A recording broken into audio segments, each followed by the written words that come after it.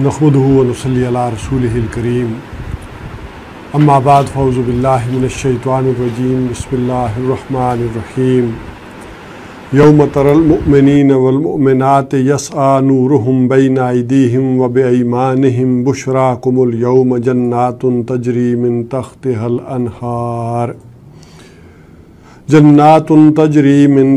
الأنهار خالدين فيها ذلك هو الفوز العظيم يوم يقول المنافقون والمنافقات للذين آمنوا انظرونا نقتبس من نوركم قيل ارجعوا وراءكم فالتمسوا نورا فضرب بينهم بسور له باب باطنه فيه الرحمة وظاهره من قبله العذاب ينادونهم ألم نكن معكم قالوا بلى ولكنكم فتنتم أنفسكم وتربصتم وارتبتم وغرتكم الأماني حتى جاء أمر الله وغركم بالله الغرور فاليوم لا يؤخذ منكم فدية ولا من الذين كفروا مأواكم النار هي مولاكم وبئس المصير صدق الله العظيم رب اشرح لي صدري ويسر لي أمري واحلل عقدة من لساني يفقهوا قولي آمین یا رب العالمین۔ حقیقت ایمان کے ضمن میں ہم نفاق کا مطالعہ کر رہے تھے کہ نفاق کے لغوی معنی کیا ہے، اس کے اصطلاحی معنی کیا ہے، اور اس حوالے سے آج کی گفتگو کا ہم آغاز کر رہے ہیں کہ وہاں آخرت میں جو ایک منظر کشی کی گئی قرآن حکیم میں سورہ حدید کے اندر، وہ میں آپ کے سامنے رکھنا چاہ رہا تھا تاکہ ہمیں حقیقت نفاق کو سمجھنے میں آسانی ہو، اور شعوری نفاق اور غیر شعوری نفاق کیا ہوتا ہے۔ آج زیادہ گفتگو اس پر ہوگی۔ سورہ حدید کی آیت نمبر 12 تا 15 میں، یعنی 12، 13، 14 اور 15 میں آخرت میں ایک نقشہ کھینچا گیا۔ وہ یہ تھا کہ یوم تری المؤمنین والمؤمنات، یعنی اس دن تم دیکھو گے اہل ایمان مردوں اور عورتوں کو، یسعی نورہم بین ایدیہم و بایمانہم، کہ ان کا نور جو ہوگا ان کے سامنے بھی اور ان کے دانے ہاتھ میں بھی وہ دوڑتا ہوا ہوگا۔ یعنی یسعی نورہم، ان کا نور دوڑ رہا ہوگا، یعنی نور نکل رہا ہوگا، اس کی شعائیں نکل رہی ہوں گی، بین ایدیہم، ان کے دانے بھی، اور و بایمانہم، اور ان کے ایدیم سامنے بھی، و بایمانہم، اور ان کے دانے بھی، یعنی دانے ہاتھ میں اعمال کا نور، اور قلب سے گویا کہ سامنے سے جو دل کے اندر جو ہے نور جو ہے، ایمان کا نور جو ہے کہ اس کے دل کے اندر کتنا ہے، وہ گویا کہ لائٹ کی صورت میں، ٹارچ کی صورت میں سامنے دوڑ رہا ہوگا۔ جس کی مثال بھی میں نے دی تھی کہ حضور صلی اللہ علیہ وسلم نے فرمایا کہ ایک اہل ایمان کا نور اتنا بھی ہوگا کہ یہاں مدینہ سے لے کر صنعاء تک، یعنی یمن تک دیکھ سکے، اور ایک کا نور ہو سکتا ہے اتنا ہو کہ بمشکل اپنے قدموں میں دیکھ سکے، لیکن یہ بھی بڑی ایک خوش قسمتی کی بات ہے، بہت بڑی بات ہے کہ قدموں تک بھی دیکھ سکے۔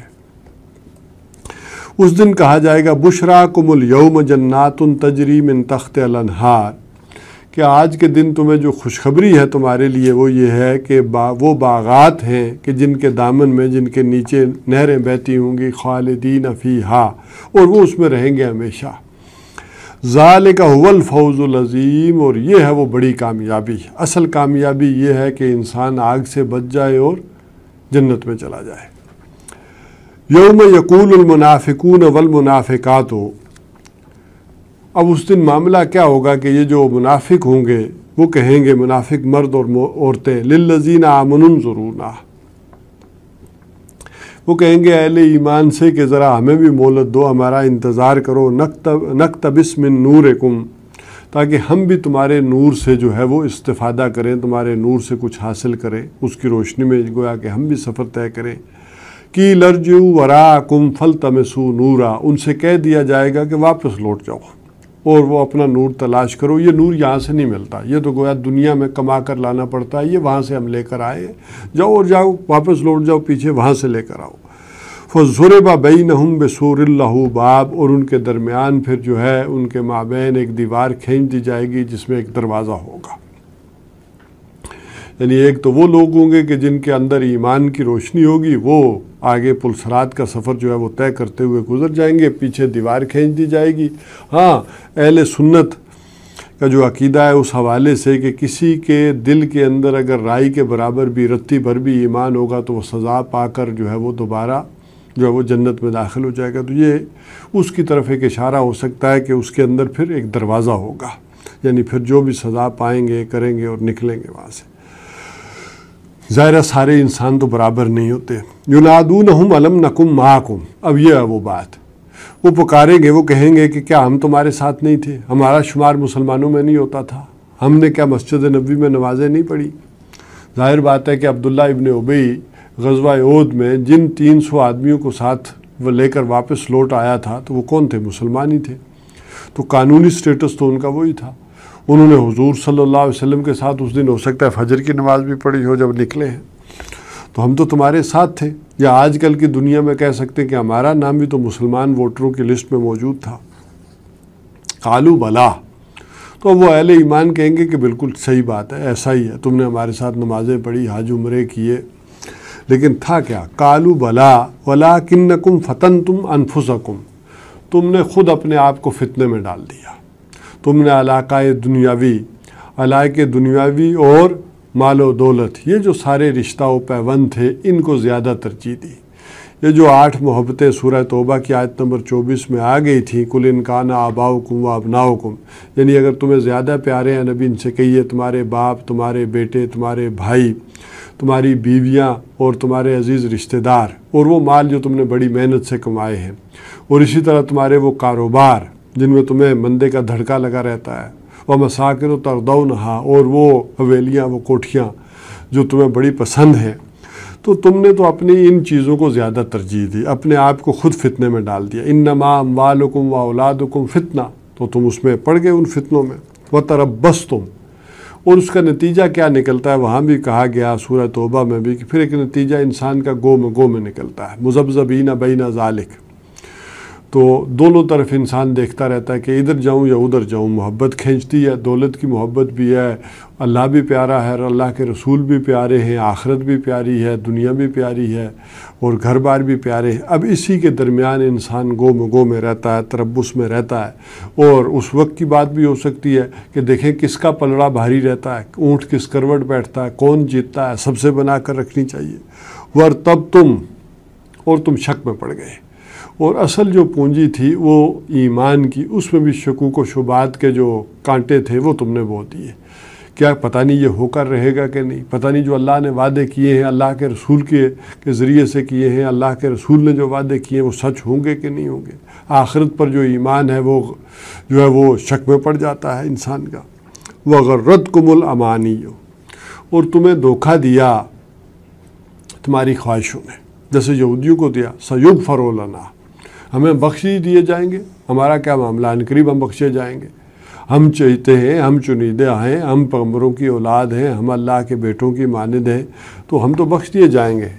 اور لن تمسنا النار الا ایاما معدودہ والا معاملہ ہوگا، تو تمہیں بھی ایسی خواہشوں نے، ایسی تمناؤں نے کہ ہم جس امت سے ہیں، جو کچھ ہیں، کلمہ گو ہیں، ہم بخش دیے جائیں گے، چاہے حرام خور ہیں، رشوت خور ہیں، جو بھی ہیں، لیکن بخش دیے جائیں گے۔ تو تمہاری جو امانی تھی، جو خواہشیں تھیں، من گھڑت خیالات تھے، آرزویں تھیں، انہوں نے تمہیں دھوکہ دیا، حتیٰ جاء امر اللہ، یہاں تک کہ اللہ کا فیصلہ آ گیا، اور یعنی زندگی کا خاتمہ ہوا، موت جو یقینی شے تھی وہ تو آ کر رہی۔ وغرکم باللہ الغرور، اور تمہیں دھوکہ دیا اس بڑے دھوکے باز نے، وغرکم باللہ، اور تمہیں اللہ کے بارے میں دھوکہ دیا اس نے جو بڑا دھوکے باز ہے، شیطان نے، کہ اللہ تو بخش ہی دے گا، اللہ کو کیا تمہیں عذاب دے کر کرنا ہے۔ تو شیطان نے تمہیں اللہ کے بارے میں دھوکہ دیا، تو کیا ہوگا؟ فَالْيَوْمَ لَا يُؤْخَذُ مِنْكُمْ فِدْيَةٌ، پھر آج کے دن تم میں سے جو ہے کوئی فدیہ، کوئی بدلہ نہیں لیا جائے گا، وَلَا مِنَ الَّذِينَ كَفَرُوا، اور نہ کافروں سے، یعنی وہاں پر پھر اب یہ کافروں کے ساتھ بریکٹ ان ہو گئے. دنیا میں مسلمانوں کے ساتھ تھے کہ علم نکم معکم، کیا ہم تمہارے ساتھ نہیں تھے، تو وہاں جا کر کافروں کے ساتھ بریکٹ ہو گئے. ماواکم النار، تو تمہارا ٹھکانہ ہے آگ، ہی مولاکم، اب وہی تمہاری جو ہے وہ پشت پناہ ہے، کارساز ہے، وہی تمہاری دوست ہے، اسی کے ساتھ اب رہنا ہوگا. وبئس المصیر، اور وہ بڑا برا ٹھکانہ ہے. تو یہ سورہ توبہ کی جو ہے وہ سورہ حدید کی آیت نمبر 12، 13، 14 اور 15 میں یہ جو منافقین کے ساتھ آخرت میں معاملہ ہوگا اس کا ایک بیان آ گیا. اب سمجھ لیں کہ شعوری اور غیر شعوری نفاق کا فرق کیا ہے. عام طور پر اہل علم نے کہا ہے کہ ایک ہے عقیدے کا نفاق اور ایک ہے عمل کا نفاق. یہ دو حصوں میں اس کو تقسیم کرتے ہیں اہل علم، ایک ہے عقیدے کا نفاق اور ایک ہے عمل کا نفاق. عقیدے کے نفاق کا جہاں تک تعلق ہے یہ دونوں طرح کا ہو سکتا ہے، شعوری بھی اور غیر شعوری بھی. شعوری نفاق وہ ہے کہ ایک آدمی جان بوجھ کر ایمان کا لبادہ اوڑھے اور اسے معلوم ہو کہ وہ اہل ایمان میں سے نہیں ہے، وہ کوئی مسلمان نہیں ہے. جیسے جاسوس ہوتے ہیں، جاسوسی کرنے کے لیے آتے ہیں، ہو سکتا ہے دینی علم بھی حاصل کریں. جیسے ہمارے ہاں سرحدی علاقوں کی مسجدوں میں کئی امام پکڑے گئے کہ خاص کر 65 کی جنگ کے حوالے سے یہ معاملات سامنے آئے تھے کہ وہ برسا برس سے نماز بھی پڑھا رہے ہیں اور داڑھی بھی ہے، اور یہ ہو سکتا ہے کسی ہندو نے وہ ختنے بھی کروائے ہوں مسلمانوں جیسا بننے کے لیے، یا بعد میں پھر وہ معاملات جو ہے وہ اوپن ہوئے تو معلوم ہوا کہ وہ بھی نہیں ہے. تو ہو سکتا ہے کہ کوئی ہندو، کوئی سکھ جاسوسی کی غرض سے جو ہے وہ مسلمان ہو اور آئے اور جاسوسی کرے، تو یہ ہو سکتا ہے. اس طرح کا معاملہ حضور صلی اللہ علیہ وسلم کے حیات طیبہ کے دوران بھی ہوا، جس کو سورہ آل عمران کی آیت نمبر 72 میں جو ہے وہ کہا گیا کہ وقالت طائفۃ من اہل الکتاب، اور کہا جو ہے یہ اہل کتاب کے گروہ نے، یعنی یہ جو یہودی تھے خاص کر، ان اہل کتاب کے گروہ نے یہ سازش کی کہ آمنو بالذی، کہ ایمان لے آؤ اس چیز کے اوپر،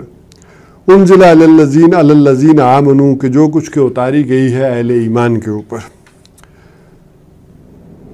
وجہ النہار، یعنی صبح کے وقت یا صبح کے آغاز کے وقت، دن کے آغاز کے وقت،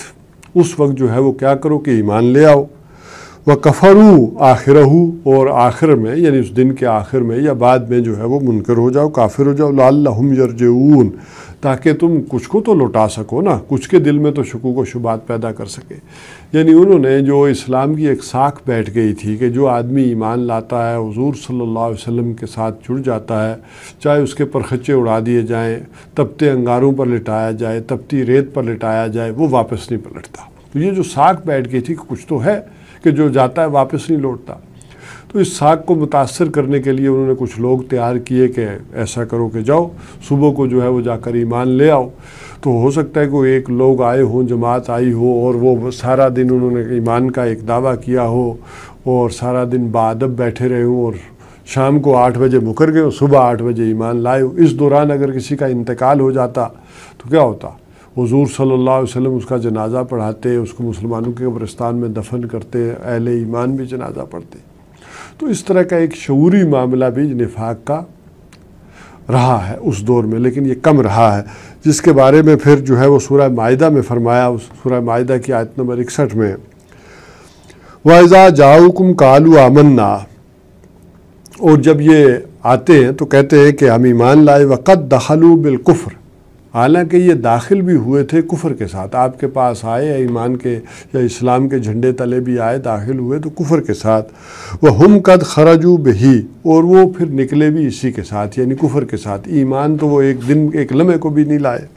وَاللَّهُ عَالِمٌ بِمَا كَانُوا يَكْتُمُونَ، اور اللہ کو خوب معلوم ہے جو کچھ کہ وہ چھپاتے ہیں. یعنی انہوں نے اپنے اندر کفر ہی چھپایا ہوا تھا، وہ ایک سازش کرنے کے لیے آئے تھے اور آئے اور گئے. تو اس طرح کا ایک معاملہ جو تھا دور نبوی میں بھی موجود رہا، اور آج کے دور میں بھی وہ جاسوسی کی غرض سے یا مختلف اور کسی غرض و غائد سے یہ رہ سکتا ہے.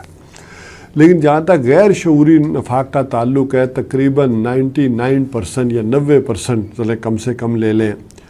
یہ وہ ہے نفاق کہ جس کا پتہ نہیں چلتا. یعنی جس کو قرآن حکیم کہتا ہے بار بار لا یشعرون، اور اسی طرح لا یعلمون، ان الفاظ سے کہتا ہے کہ ایک ہی آدمی ایمان تو لایا اس کی فیس ویلیو پر، لیکن جب ایمان کے تقاضے آئے، ان کو نبھانے کا معاملہ آیا، تو اب انسان نے کنی کترانا شروع کی۔ یہ پتہ نہیں چلتا، اندر ہی اندر جو ہے ایک ریورس جو ہے وہ گیئر لگ جاتا ہے، اندر ہی اندر ارتداد کا معاملہ ہوتا ہے، بالکل ایسے جیسے باہر سے تو آدمی صحیح سالم ہے، لیکن اندر اسے شوگر کھا رہی ہے، یا جیسے دیمک ہے لکڑی کو کھا رہی ہے تو باہر کا چھلکا وہ رکھتی ہے کہ کسی کو معلوم نہ ہو سکے، لیکن اندر اندر وہ کھاتی چلی جاتی ہے چیز کو، اور باہر چھلکا سلامت رہتا ہے۔ اسی طرح یہ شے اندر ہی اندر انسان کو کھاتی رہتی ہے، اور اس غیر شعوری نفاق کا معاملہ جو ہے یہ زیادہ رہا ہے معاملہ۔ قرآن حکیم اس کو زیادہ نمایاں کرتا ہے اور بتاتا ہے کہ یہ تمہیں پتہ نہیں لگتا، یہ اندازہ نہیں ہوتا، تم اس کا شعور نہیں رکھتے، تمہیں معلوم نہیں ہے۔ اور بالکل آغاز میں سورہ بقرہ کی آیت نمبر 9 میں فرما دیا گیا، وَمِنَ النَّاسِ مَن يَقُولُ آمَنَّا بِاللَّهِ وَبِالْيَوْمِ الْآخِرِ،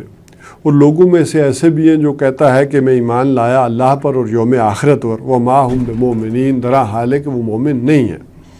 يُخَادِعُونَ اللَّهَ وَالَّذِينَ آمَنُوا، وہ دھوکہ دینے کی کوشش کر رہے ہیں اللہ کو اور اہل ایمان کو، وَمَا يَخْدَعُونَ إِلَّا أَنفُسَهُمْ، اور وہ نہیں دھوکہ دے رہے مگر اپنے آپ کو، اپنی جانوں کو،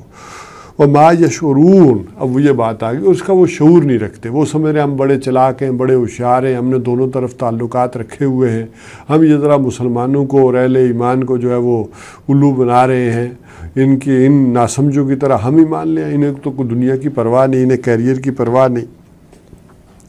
تو قرآن حکیم میں جو ہے اسی طرح کا زیادہ تذکرہ جو ہے وہ غیر شعوری نفاق کا رہا ہے۔ غیر شعوری نفاق کی بنیاد کیا ہے؟ اصل میں ریشنلائزیشن، یہ جو انسان ہے یہ کوئی بھی کام کرتا ہے تو اپنے آپ کو مطمئن کرتا ہے، بل الانسان علی نفسہ بصیرہ ولو القی معاذیرہ، کوئی نہ کوئی معذرتیں، کوئی نہ کوئی چیزیں تو دیتا ہے۔ جس طرح کہ ایک جذبہ ہے نیکی کا انسان کے اندر، تو بہرحال نیکی اسے کرنی ہوتی ہے، اور وہ نیکی ہر انسان کو خیر اور پن کا معاملہ جس طرح کرنا ہوتا ہے، اسی طرح ایک انسان کا جو بھی غلط کام ہوتا ہے اگر یہ نہ کرے تو وہ زندہ نہ رہ سکے، یہ ضمیر جو ہے اسے جو ہے نا وہ اندر سے جو ہے وہ کچوکے لگاتا رہے، اسے جو ہے وہ چٹکیاں جو ہے وہ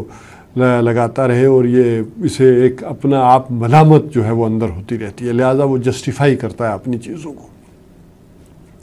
اس انداز میں جسٹیفائی کرتا ہے کہ میں نے یہ کام کیا تو ٹھیک کیا، اس کی یہ وجہ تھی، میں نے اگر کسی کا کوئی حق مارا ہے تو اس کے والد نے میرا مارا تھا، اس کے دادا نے میری زمین دبائی تھی، میں نے یہ کر لیا تھا۔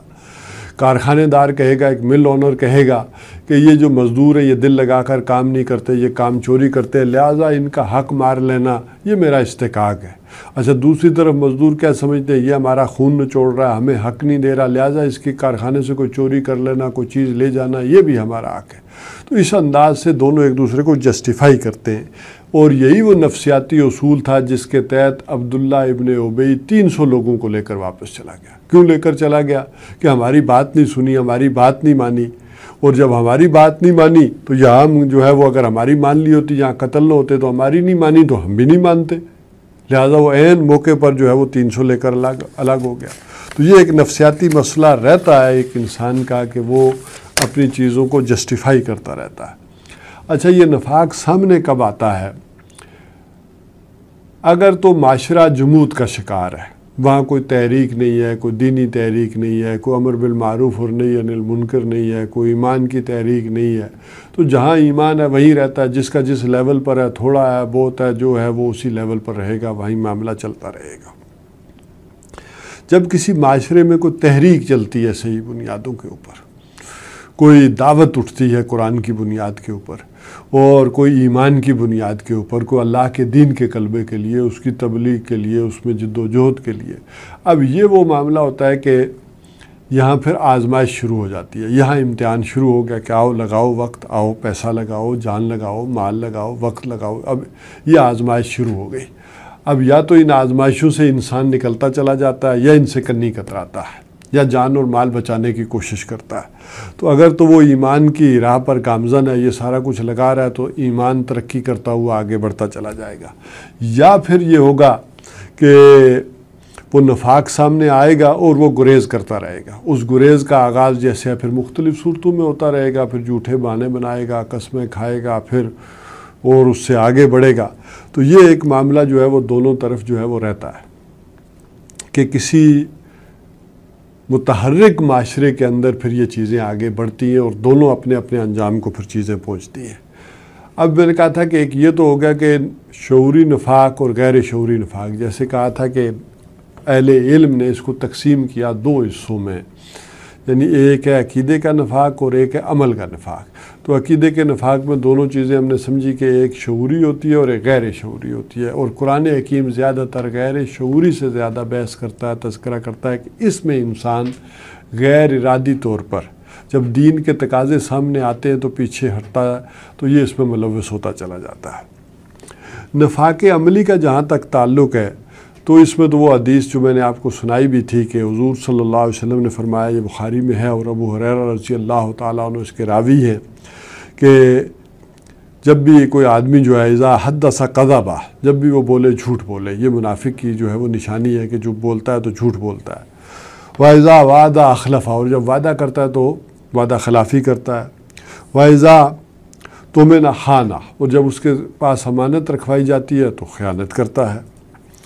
اور مسلم شریف میں تو اس سے بڑھ کر الفاظ آئے کہ فرمایا وَإِنْ صَامَ وَصَلَّى وَزَعَمَ أَنَّهُ مُسْلِمٌ، چاہے وہ جو ہے وہ روزہ رکھتا ہو، نماز پڑھتا ہو اور سمجھتا یہ ہو کہ میں مسلمان ہوں، اگر اس کے اندر یہ کیٹیگریز ہیں تو پھر معاملہ بڑا خراب ہے۔ اور چوتھا ایک معاملہ ایک اور حدیث میں آیا جو چوتھی علامت ہے، وَإِذَا خَاصَمَ فَجَرَ، جب بھی جھگڑا کرے تو پھٹ پڑے، اسے اپنے اوپر کوئی کنٹرول نہ رہے، کوئی قابو نہ رہے کہ کیا کہہ رہا ہے، کیا اس کے منہ سے الفاظ نکل رہے ہیں، وہ بس آگے بڑھتا چلا جائے اور منہ سے جو آ رہا ہے وہ کہتا چلا جائے۔ لہٰذا آپ صلی اللہ علیہ وسلم نے فرمایا کہ یہ منافق کی 4 نشانی ہیں، جس میں ایک نشانی ہے تو 25% منافق ہے، جس میں 2 ہیں وہ 50%، جس میں 3 ہیں وہ 75%، اور جس میں 4 کی 4 ہیں وہ 100% گویا کہ منافق ہے۔ اس نفاق کے معاملے میں کچھ نہ کچھ مغالطے ہیں جو ہمارے ذہنوں میں ہوتے ہیں۔ ایک یہ ہے کہ مغالطہ کہ نفاق تو صرف دور نبوی میں تھا، اب نہیں ہے۔ اس کا ایک پہلو تو اپنی جگہ صحیح ہے کہ آج معین طور پر ہم کسی کو منافق نہیں کہہ سکتے۔ اس کی وجہ یہ ہے کہ وہ تو نبی اکرم صلی اللہ علیہ وسلم کہہ سکتے تھے، چونکہ آپ صلی اللہ علیہ وسلم کے پاس وحی آتی تھی اور دلوں کے حال اللہ تعالیٰ جانتا ہے، اللہ تعالیٰ نے آپ کو بتا دیا۔ بلکہ اس کا وہ بڑا واقعہ بھی آتا ہے کہ غزوہ تبوک سے واپسی کے اوپر نبی اکرم صلی اللہ علیہ وسلم جب ایک تنگ گھاٹی سے گزر رہے تھے اور حذیفہ ابن یمان رضی اللہ تعالیٰ عنہ آپ کے اونٹ کی وہ مہار پکڑے ہوئے تھے، تو وہاں منافقین نے، اب دیکھیں وہ منافقین ذرا اندازہ کریں کہ وہ جنگ میں بھی حضور صلی اللہ علیہ وسلم کے ساتھ گئے، اس جہاد جیسی بات میں بھی، اتنے بڑے معاملے میں، اور واپسی پر انہوں نے کیا کہ یہ لگتا تھا ہمیں معاملہ وہاں جا کر ختم ہو جائے گا، وہاں ہم کوئی مل لیں گے، سازش کر لیں گے، لیکن وہاں تو کیسر روم جو ہے مقابلے میں ہی نہیں آیا اور دھاک بیٹھ کے اہل ایمان کی۔ تو انہوں نے کہا کہ یہ معاملہ ختم نہیں ہوا، چکتا نہیں ہوا، اور اس کو ہمیں چاہیے کہ اس رات کی تاریکی میں چکتا کر دیں۔ لہٰذا انہوں نے منہ پر ڈاٹھے باندھے اور حضور صلی اللہ علیہ وسلم کا گھیراؤ کر لیا۔ بہرحال اللہ تعالیٰ نے حفاظت فرمائی اور حضرت